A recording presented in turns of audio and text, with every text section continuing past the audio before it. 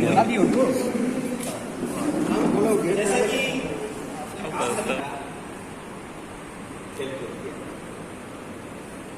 वो सौभाग्य है जो लास्ट दिन तक ऐसा माठ में रहे।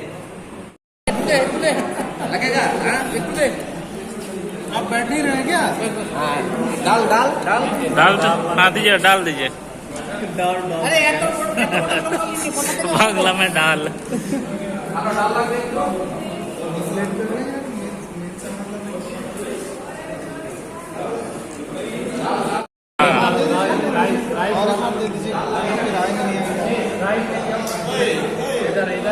मटन सर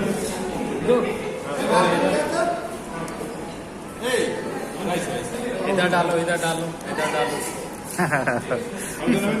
काहे टाइम लगा रहे हैं? हाँ दीजिए,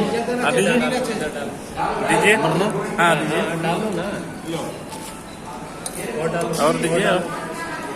इधर इधर इधर अरे इधर आना। चलो आएगा बच जाएगा, बच जाएगा। पेट तो भर जाएगा। खाएगा बना रहे हैं, दिखाएंगे। अभी हम स्पीच देंगे। मैं भी सर खड़ा होकर अकेला भी स्पीच दे दूँगा। मेरा क्या आवाज़ तेज है, मैं एक बार बोल दूंगा तो रतन दा के लिए 4 तक बोल दूंगा।